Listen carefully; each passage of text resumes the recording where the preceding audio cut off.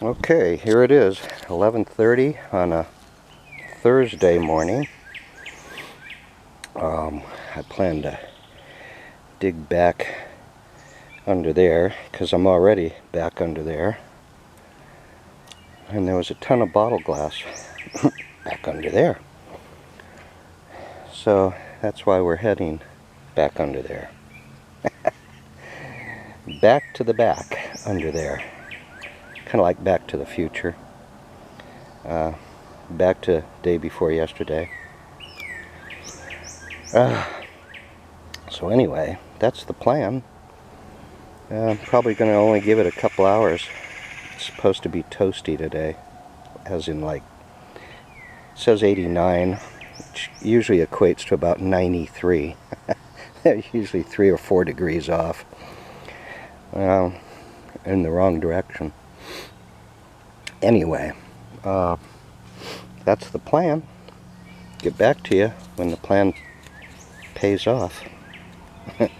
Or I won't if it doesn't.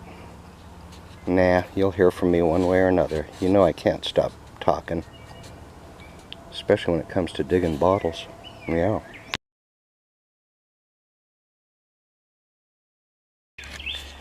Hoo-wee. Well, after almost 45 minutes of shoveling, 60 shovel loads, plus moving all of that underbrush, overgrowth, I'm down to where I left off a couple of days ago. I figured I'd better take advantage of a tame video because there may not be any exciting ones. I don't know where all the glass went. I was on my belly back there.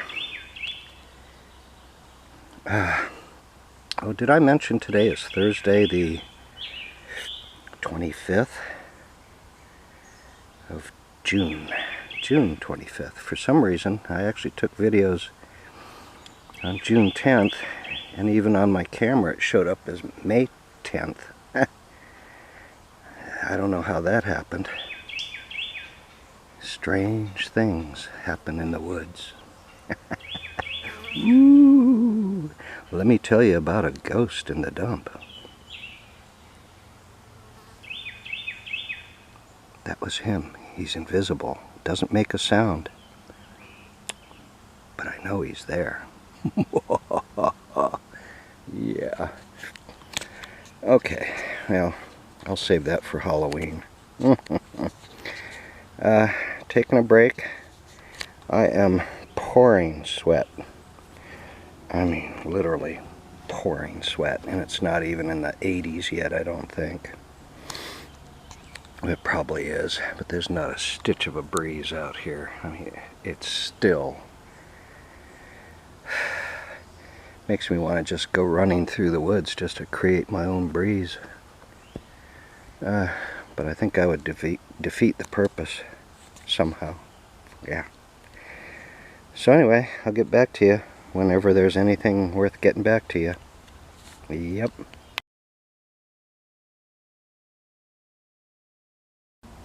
Well, about an hour after the last time I videoed, I think I've hung my hat on a dead corner. So far the count is a Worcestershire sauce, a Red Raven split, what looks to be a perfect, intact, undamaged drinking glass, and a somewhat melted Ayers sarsaparilla. I figure it's worth taking home, but yeah, there's a melt. I don't know. He may be left behind. So anyway, I think I'm coming to a dead end back here. All of that orange is severe burn layer. Fortunately for the bottles, there's not much bottle glass in that layer, but I am finding stuff above and below it. And further to the right, that burn layer disappears, at least back in here. Still peters off into this corner here. So I don't know. I'm about ready to pack it in and call it a day. It's been 2 hours, almost. I think I'll clean out this area down to where I was, give it hell, and call it a day. So if I find anything while I'm giving it hell, I'll get back to you.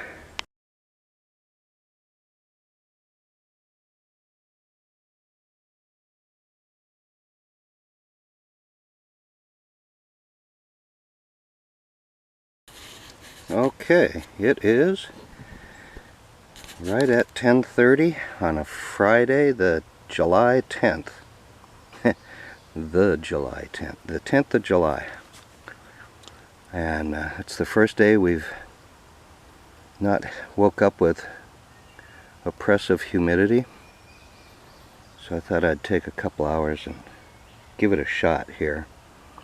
Last time I was here, down around in there, I dug up a broken Munyon's Pawpaw and a broken Harder's Wild Cherry Bitters sample. Both of them would have fit into my meager collection. And kind of petering out in this direction. So I'm going to kind of give it hell today for a little bit. I really want to go back to the other side of the dump, where the last time I was digging I dug up a broken Louisiana hutch that's considered rare. And there's another Louisiana hutch that's not considered rare, but it's still a good bottle. Either one I'd be pleased as punch to dig. So, enough of the gabbing. I think maybe in this corner where it's all caved in is probably my best bet, because over here it was severely burned. Things were coming out melted. And over there, bottle glass was getting increasingly scarcer. In other words, it was petering out. But back in here, back in that way, it seemed like it was still going. But it's been a couple of weeks since I've been here. My puppy had surgery 10 days ago. 9 days ago. Who's counting? Me. She's got 8 weeks of total recuperation before she even gets to rehab. And last night she broke free and chased a rabbit. Literally broke her collar. I couldn't believe it. Little shit. Anyway, I digress. We're not here to talk about dogs. We're here to talk about bottles coming out of the ground. I dig one good bottle, I'm out of here. Doesn't matter if it's 5 minutes or 2 hours from now. Yeah, we'll get back to you on that. I'll let you know how that turns out.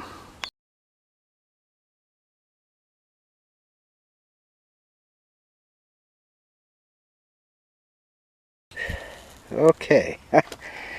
After a little more than an hour of digging and 100 shovel loads, we are kind of back down to where I was a couple of weeks ago. And so far, we've got a bottle pocket right out of there, and another little pocket right in here. Nothing great. I gotta sit down. I got a Aqua Tool Top Eddy and Eddy. They seem to pop up in every turn of the century hole around here. And another Wyeth dose bottle without the cap. Appears to be in good condition. And a machine made, this came out of the very top, a machine made Ed Pinot I don't think it's light enough to be one of my namesakes. There was a Klotz associated with the Pinot Company early on, and he took over after old man Ed croaked. Anyway, nothing. Oh, well, there was a crier. This came out right before my last shovel loads. You know, I don't care where it comes from as long as it's got a name and a town on it. Man, it doesn't even have to be a town or a name. It could be just a town.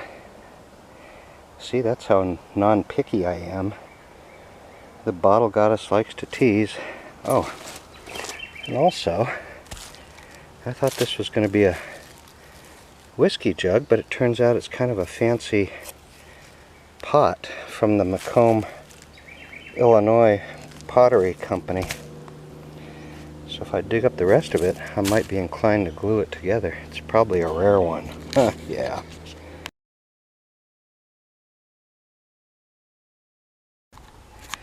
Here we go. Alrighty, it can't be more than 2 minutes since my last video. And looky here, a round bottom soda. You don't expect to see these too often in a turn of the century dump. I'm not feeling any embossing down here. And true to the dump's nature, it's a slick round bottom. But it's all there.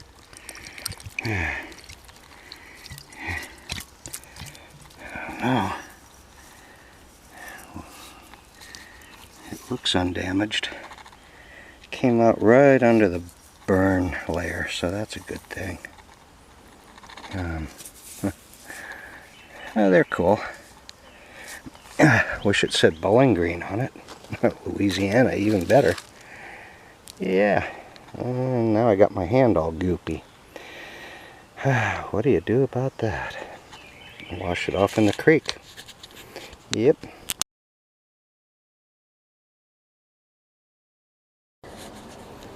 Alrighty, well, it is now 1:30. I started at 10:30. So after 3 hours of digging, yeah, I did okay. The best deal was this small-sized Purnell and Davis Bowling Green Pharmacy. A little small size. I'll take that. That was my day's worth. And I did finally find the the lid to the Wyeth. Although it looks misshapen to my eye. I won't be able to tell till I get it home and cleaned, but it came out of a pretty crusty, burned area. And then I got a few other oddballs. This is the oddest ball. It's a cool little perfume with a monogram. I'm not sure if it's actually a monogram or just a design. First I thought it was a Turlington's Balsam. And then I got a Harriet shoe polish. Got a couple of those at home. A couple of inks. Right out of the top was this Bounty little candy container. Never did find the lid to it. A couple of Listerinis. Oh, one of the cool things that came out right inches from the surface. Crystal Bottling Works from Monroe City. I actually have the clear variation that I dug in Monroe City. Believe it or not. So I got the tooled top crown in aqua now. What else did I find? I got another Herbine. It came out of a real burnt area, but it looks unscathed. Again, I won't know till I get it home. I dug up this. This was a cool Calks bottle. A Calks usually comes in a little teeny guy. This is like, I thought it was a shoe polish. It's got a lot of embossing on two sides. I got to take it home and check it out, just because I got a collection of the small ones. And oh, I got another one of those easy metal polish, different from the stove polish. Again, I've never seen that except for in this dump. And a smattering of other odds and ends. Oh yeah, the odd thing is I dug up one of these. It's like a fountain glass from a soda fountain at the drugstore.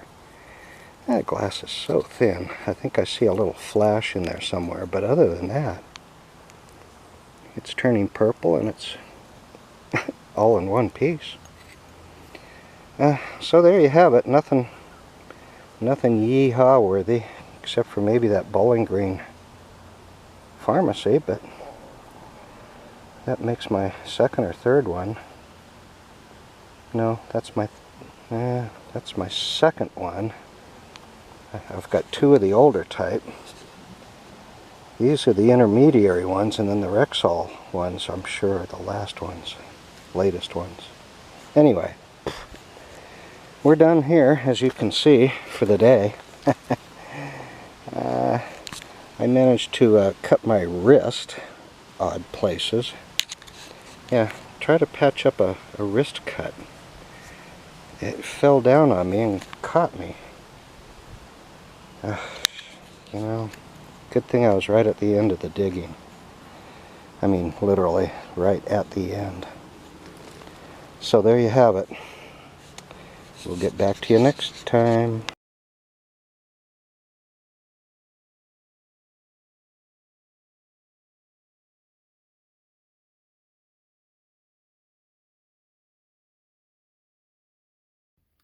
Well, alrighty. These three guys were the only keepers, other than another repeat of a Wyeth dose bottle, which, you know, there's only so much room on a video for a Wyeth dose bottle, or a repeat. Although it's getting close to that for these Purnell and Davis bottles. These guys, even though